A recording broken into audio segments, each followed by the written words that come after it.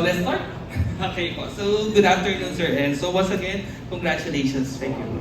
Ayan. So, basically po, Sir Enzo, maganda po kinalabasan po ng inyong demonstration. Active po ang inyong po mga participants. Ang inyong mga estudyante is alive and engaged in your learning area. So, what is the best part na pinakagustong-gusto mo, Sir, na naging maganda para pwedeng mong i-apply ulit sa inyong susunod na klase? Yung sa ICT integration, Mm. na doon ko nakitang alive yung mga students kasi bago sa paningin nila at the same time hindi nakakasawang gawin at gawin ulit kasi nga nandun na sa duck race, sa wheeler, instead na ma-excite ka kasi ikaw yung mapipili, kakabahan ka kasi ikaw yung napili. Ayan, tama naman po yung sagot. Actually, napaka-evident naman po ng ICT ni Sir. Kung mapapansin po natin po during the activity, meron nga po siyang duck race.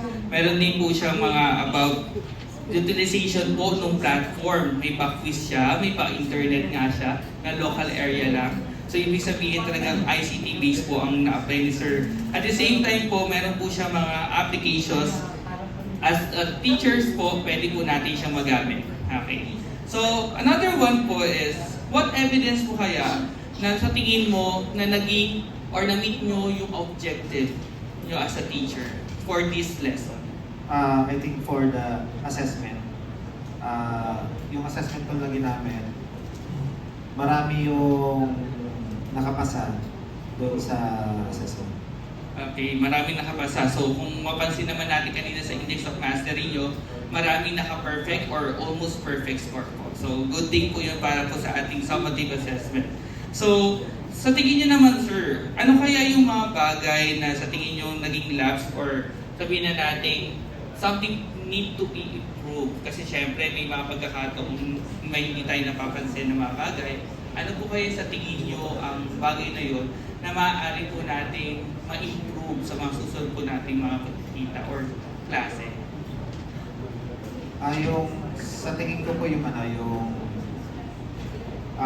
pagpili ng activity na naaayon sa oras at tamang proseso. Ayan. So, yung isa sa mga comment nyo sa sarili nyo po ay yung activities. So, kung napansin ko nga po dito po sa inyo pong format po ng inyong pong lesson plan, ang sinunod nyo po ay 4As. Okay po. Pero may mga certain part po ako dito pong napansin. Especially po doon sa bandang unahan. Ano po kayo sa tingin nyo po na may something na pwede pong ma-improve doon po sa preliminary part? Yung pretest. Okay, yung pretest po. Ano pa po kaya, sir? Okay, siguro po, isa po sa mga bagay po na maaari po nating ma-consider ay yung klaro po yung review at yung motivation part po. Okay po. Kasi isa po sa mga napansin mo natin kanina doon sa format ay naka-review siya pero konektado siya doon sa mismong lesson about computer storages na. So, maaari po ang inyo po maging review ay yung mismong topic or maaari po kayo magtanong doon sa possible na topic. Since ito po ay storage devices, I think ang previous topic nyo dito ay input, output, process, storage. So, ayun po yung mga pwede nyo po isama. At the same time, sir, napansin ko rin po na dito po sa inyo pong lesson plan ay ano kaya ang strategy na in-apply nyo po pagdating po sa inyo pong pagkukonduct ng new lesson?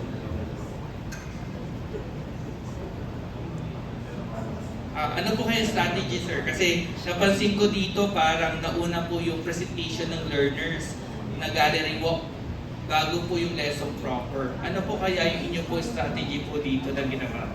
Yung nag-focus sa group discussion. Sa group discussion po. So, kung mapapansin po natin po dito, parang naging exploratory kasi yung part.